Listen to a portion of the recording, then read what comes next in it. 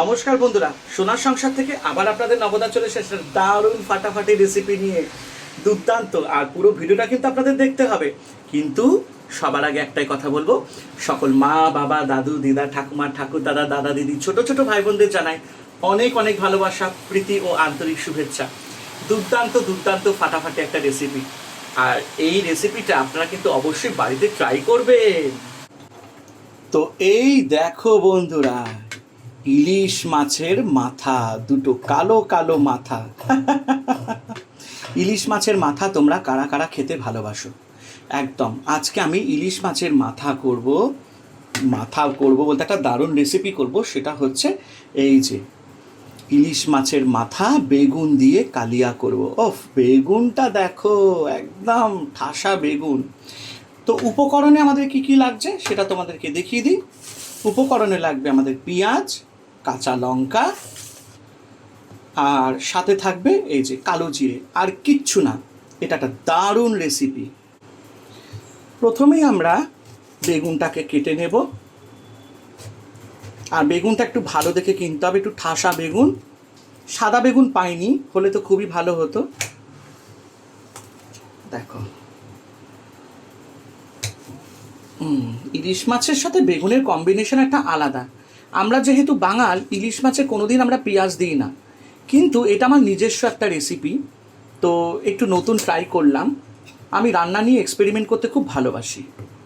তো আমি বেগুনগুলোকে ভালো করে কেটে নিচ্ছি। কেটে এটাকে ভালো করে ধুয়ে নুন হলুদ দিয়ে মেখে রাখবো। তো দেখো, আমার বেগুনও কাটা হয়ে গেল। বেগুনটাকে ভালো করে ধুয়ে নিলাম। তার মধ্যে দিয়ে দেবো ছোট চামচে 1 চামচ পিঙ্ক সল্ট। আমরা পিঙ্ক সল্টটা ব্যবহার করি রান্নায়, সন্দর্ভ লবণ বলতে পারেন। তার সাথে দিয়ে দিব একটুখানি হলুদ গুঁড়ো। তো লবণ আর হলুদ গুঁড়োটাকে দিয়ে ভালো করে বেগুনটাকে মেখে নেব সুন্দর করে একদম। নিয়ে এটাকে 5-6 মিনিট একটুখানি দেখো ভালো করে বেগুনগুলোকে নুন আর হলুদ দিয়ে মেখে নিতে হবে। দেখো, আজকে বাইরে পাশে বাড়িতে কাজ হচ্ছে, তাই মেশিনের আওয়াজ। তোমরা কিন্তু কিছু মনে করো না, প্রত্যেক দিন তো থাকবে না, হয়তো 2-1 দিন এরকম হবে। আর এই রেসিপিটা তোমরা কিন্তু অবশ্যই বাড়িতে ট্রাই করো, ঠিক আছে বন্ধুরা? সেম বন্ধুরা, আমরা মাছেও একটুখানি হলুদ গুঁড়ো দিয়ে দিব,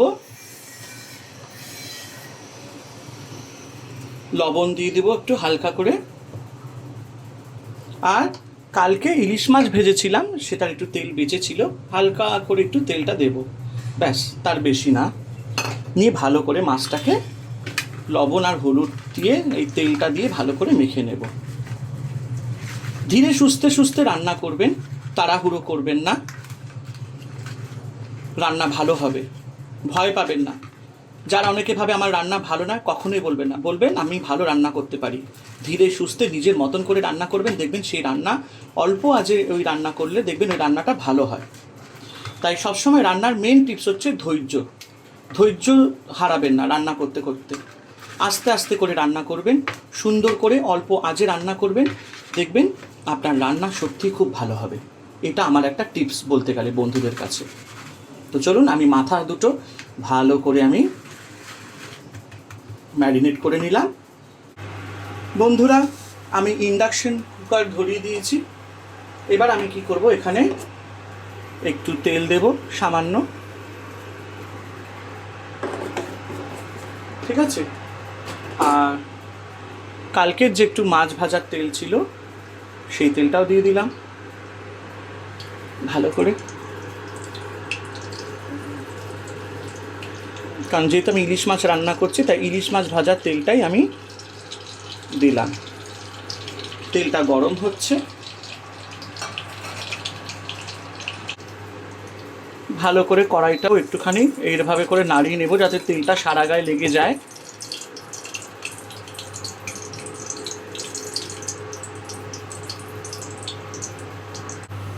বন্ধুরা, তেল গরম হয়ে গেছে, আঁচটা একটু কমিয়ে দিলাম। নিয়ে আস্তে আস্তে করে বেগুনগুলো ছেড়ে দিলাম।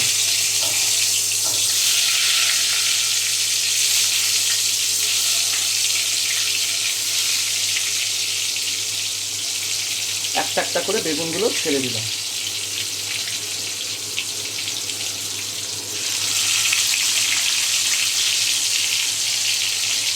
বেগুনগুলোকে হালকা করে ভেজে নেব, ফুল ফ্রাই করব না, একটু হালকা করে নাড়িয়ে নেব। মনে রাখবেন, পুরো যদি ভেজে নেন তাহলে কিন্তু তরকারিতে গলে যাবে বেগুনগুলো। একটু আস্তে আস্তে থাকবে বেগুনগুলো, খেতে ভাল লাগবে। একটু সাইজে বড় রাখবেন বেগুনগুলো, যাতে খেতে ভাল লাগে। আর একটু ভালো সাদা দেখে বেগুন কিনবেন, আজকে সাদা বেগুন পাইনি, যাতে এটা একটু মিষ্টি মিষ্টি লাগে খেতে। আবার কিছুক্ষণের পর বেগুনগুলোকে একটু এপিট ওপিট করে নেবেন, যাতে দুদিক থেকেই হালকা একটুখানি যাতে সাঁতলিয়ে নিয়ে একটু সামান্য একটুখানি ভাজা ভাজা যাতে হয়। পুরোটা ভাজবেন না, যেটা আমি আগেই বললাম, নাহলে কিন্তু রান্নার সময় অসুবিধা হবে। একটু এপিট ওপিট করে নিলাম বেগুনগুলোকে। তো বন্ধুরা, বেগুনগুলো হালকা করে সাঁতলিয়ে নিয়েছি, এবার নামিয়ে দেবো। দেখুন একটু হালকা ব্রাউন কালার হয়ে গেছে, আর ভাজবো না।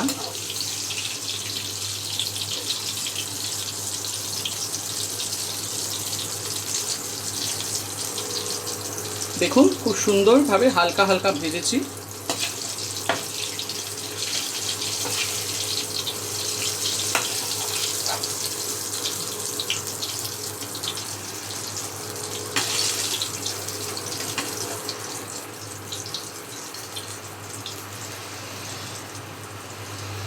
বেগুনগুলোকে নামিয়ে নিলাম। এবার আবার আঁচটা একটু কম করে এবার ইলিশ মাছের মাথাগুলো দেবো।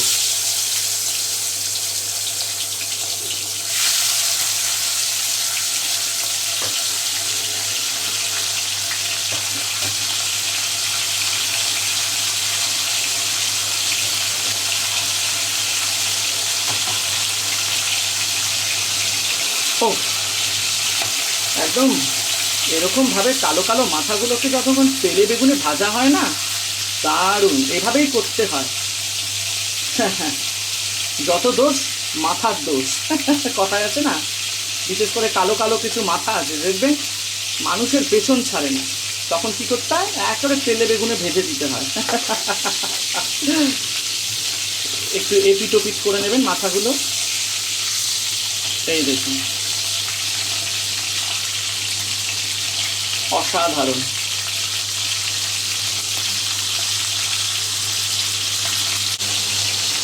তো বন্ধুরা, এবার মাথাটাও আমরা হালকা ভাজা হয়ে গেছে, এটাও হালকা করে ভাজবেন। দেখতে পাচ্ছেন, একটু চেপে চেপে নেবেন। বাহ, খুব সুন্দর ভাজা হয়েছে। মাথাগুলো যাতে ভাজবার সময় দেখবেন ভেঙে যাতে না যায়, তাহলে কিন্তু রান্নাটা সেরকম। ওরে বাবা, কত কাশি হয়েছে। তো চলুন এবার আমরা মাথাগুলোকে নামিয়ে নেব।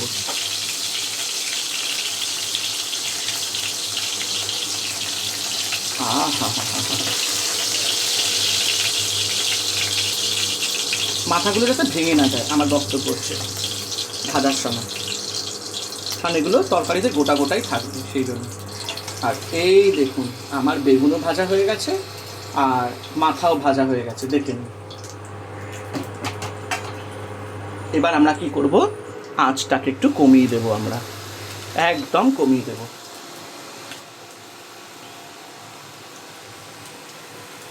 আঁচটা যতক্ষণ কমিয়ে দিয়েছি, এই জায়গাটা একটু পুছে নিলাম ভালো করে পরিষ্কার ন্যাকড়া দিয়ে। এবার এখানে আমরা পেঁয়াজটা নিয়ে নেব, ঠিক আছে। আর হ্যাঁ, আঁচটা কমিয়ে আমরা এখানে দেব কালো জিরা, আর সাথে দেব 2টা শুকনো লঙ্কা। আচ্ছা, আমি যেটা বলেছিলাম যে আমরা বাঙালরা ইলিশ মাছে একদমই আমরা পেঁয়াজ দিই না, কিন্তু এই রেসিপিটাতে আমি একটু নতুনত্ব, যেহেতু এটা আমার নিজস্ব রেসিপি, আমি এটা পেঁয়াজ দিয়ে করছি, এই জন্যই তো নাম দিয়েছি ইলিশ মাছের মাথা পেঁয়াজ বেগুনের কালিয়া। হ্যাঁ সরি, পেঁয়াজ বেগুন দিয়ে ইলিশের মাথার কালিয়া। পেঁয়াজ বেগুন দিয়ে ইলিশ মাথার কালিয়া। আমি এই রেসিপিটার এই নামটা দিয়েছি। আপনাদের কেমন লাগলো এই নামটা আমাকে অবশ্যই জানাবেন। আমি আরেকবার বলে দিচ্ছি, পেঁয়াজ বেগুন দিয়ে ইলিশের মাথার কালিয়া। পেঁয়াজগুলোকে সুন্দর করে এরকম করে কেটে নেবেন।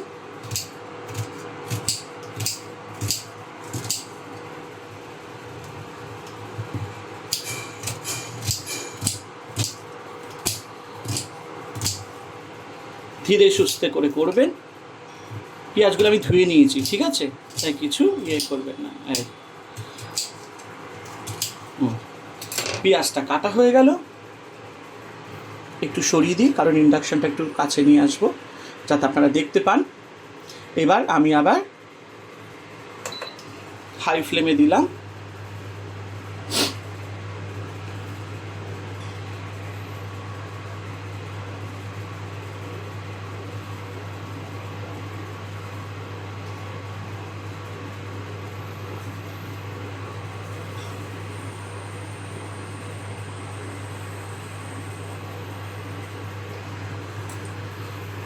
এবার পেঁয়াজগুলো দিয়ে দেব।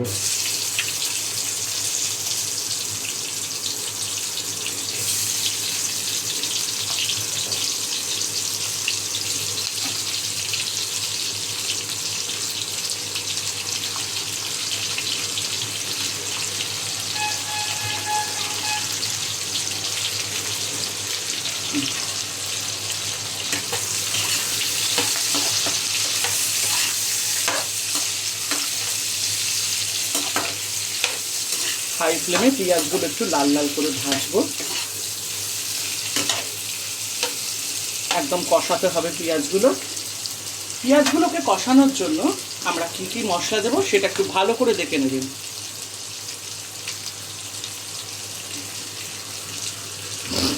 দেব হলুদ গুঁড়ো,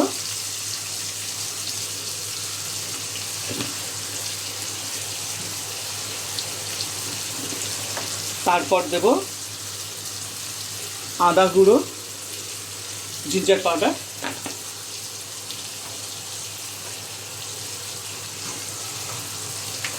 আর দেব জিরে গুঁড়ো,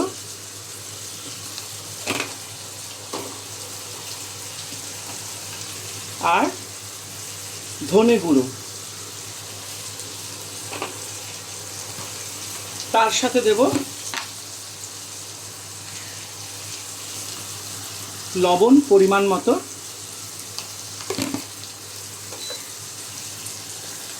আর পরিমাণ মতো একটু মিষ্টি, একটু সামান্য মিষ্টি মিষ্টি হবে খেতে, সেই জন্য একটু চিনি দিলাম। নিয়ে এবার মশলাটাকে পুরো কষাবো পেঁয়াজের সাথে।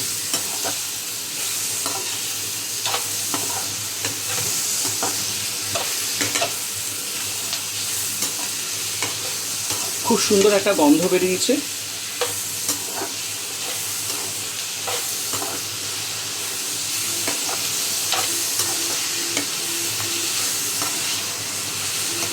বাড়িতে রান্নাটা অবশ্যই আপনারা ট্রাই করবেন।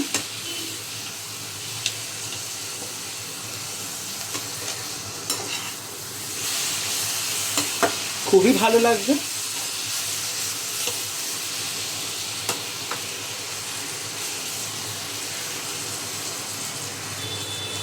খুব সিম্পল রান্না। এবার আমরা কি করব, দিয়ে দেব লঙ্কা। মাস্ট, লঙ্কা ছাড়া তো চলবে না, তাই না? এটা একটু ঝাল ঝাল হবে খেতে। হাত দিয়েই ছিঁড়ে এরকম ছোট ছোট করে কেটে দেবেন, মানে যেটাকে বলা হয় কুচো লঙ্কা। কিন্তু অবশ্যই মনে রাখবেন হাতটাকে ভালো করে ধুয়ে নেবেন, কারণ রান্নার সময় আপনি যখন ঘাম পুছবেন, এই হাত দিয়ে যখন আপনি ঘামটা পুছবেন সারা মুখ আপনার জ্বালা যন্ত্রণায় ভুগতে হবে আপনাকে। তাই জন্য কিন্তু সাবধানে রান্না করতে গেলে কিন্তু এইসব ছোট ছোট টিপসগুলো আপনাদেরকে মনে রাখতে হবে, যাতে আপনার কোনো কষ্ট যাতে না হয়। যারা নতুন রান্না শিখছো বা যারা নতুন একটুখানি রান্নাঘরে ঢুকছো, তাদেরকেও আমি এটা জানিয়ে দিলাম। অবশ্যই আমি আরেকটু লঙ্কা দেবো, কারণ একটু ঝাল ঝাল না হলে ভাল লাগবে না। আমরা আবার প্রচণ্ড ঝাল খাই। বাড়িতে অবশ্যই ট্রাই করবেন।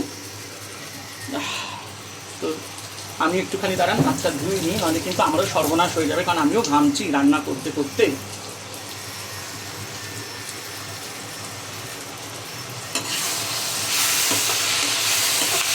তো দেখুন পেঁয়াজগুলো খুব সুন্দর করে সাতলাতে হচ্ছে, একটা দারুণ গন্ধ বেরোচ্ছে।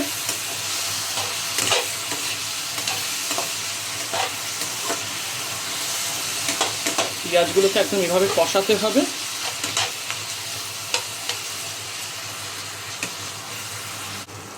তো দেখুন বন্ধুরা, পেঁয়াজটা একদম কষে যাচ্ছে আস্তে আস্তে, দেখতেই পাচ্ছেন অসাধারণ একটা কালার বেরিয়েছে, একদম রেডিশ ব্রাউন কালার। কাঁচা লঙ্কা দিয়েছি বলে লঙ্কার ঝাঁঝটা উঠে আসছে, আর সর্ষের তেলে রান্না করবেন, এতে ভালো হবে। পেঁয়াজটা একটু আস্তে আস্তে থাকবে। এবার আমরা কি করব, এর মধ্যে আমরা আস্তে আস্তে এই যে বেগুনগুলো আমরা হাফ ভেজে রেখেছিলাম, 50% আমরা যেগুলো ভেজে রেখেছিলাম, এই বেগুনগুলো আমরা এখানে দিয়ে দেব।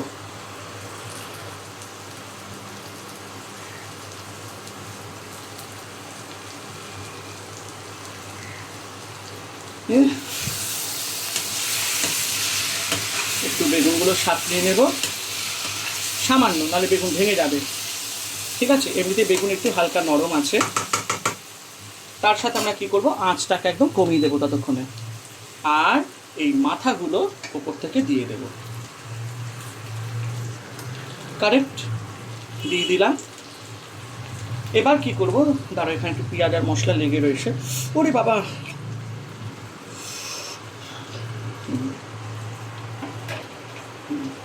এক সেকেন্ড, হ্যাঁ, কোথাও যাবেন না আপনারা। এই যে হলুদ লবণ যেগুলো মাছের মাথা এবং বেগুনে মেখেছিলাম, ওই মশলাগুলো একটুখানি সামান্য হালকা জল দিয়ে দেবো আমরা। বেশি না, অল্প, একদম ব্যাস যথেষ্ট। দিয়ে আমরা কি করব, আমরা এটাকে চাপা দেব।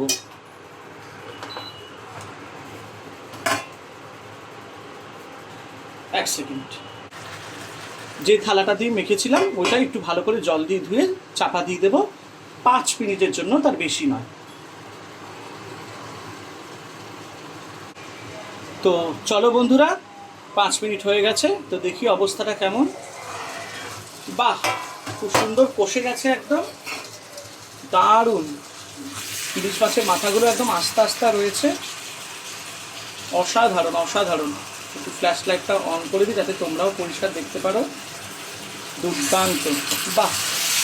বেগুনগুলোও আস্তে আস্তে রয়েছে, দেখেছো বেগুনগুলো একটাও ভাঙেনি, খুব সুন্দর একটা রং হয়েছে, অসাধারণ। এই রান্নাটা তোমরা প্লিজ বাড়িতে ট্রাই করো এবং আমাকে জানিও যে এই রান্নাটা কেমন লাগলো। বেগুন পেঁয়াজ দিয়ে ইলিশের মাথার কালিয়া, দুর্দান্ত দুর্দান্ত। এবার আমরা নামিয়ে দেবো, একদম রান্নাটা হয়ে গেছে, একদম মানে কী বলবো, কষা কষা। মানে এটা খেতে গরম ভাত দিয়ে আর কিচ্ছু লাগবে না, আর কিচ্ছু লাগবে না, এটা দিয়েই খাওয়া হয়ে যাবে। তো চলো এবার পরিবেশন করে তোমাদেরকে দেখাবো থালায়। তো দেখো বন্ধুরা, আমার কিন্তু একদম কষা কষা পেঁয়াজ বেগুন দিয়ে ইলিশের মাথার কালিয়াটা একদম রান্না হয়ে গেছে, দুর্দান্ত ফাটাফাটি হয়েছে। তোমরা অবশ্যই কিন্তু এটা বাড়িতে ট্রাই করো, আর একদম দেখবে বেগুনও ভাঙেনি, মাছের মাথাও ভাঙেনি, আর বেশ কষা কষা মাখা মাখা হয়েছে, ঝাল ঝাল। তো বন্ধুরা, কেমন লাগলো? হাঁপিয়ে গেছি রান্না করে বসে, একটুখানি তোমাদের সাথে বললাম। তাই রান্নাটা অবশ্যই তোমরা ট্রাই করো বাড়িতে, আর আমাকে অবশ্যই জানিও। সোনার সংসার ইউটিউব চ্যানেল কীভাবে সাবস্ক্রাইব করো, শেয়ার করো, আর অবশ্যই বেল আইকনটি কিন্তু প্রেস করে দিও। তো চলো আজকের মতো টাটা, আবার আসবো নতুন রেসিপি নিয়ে।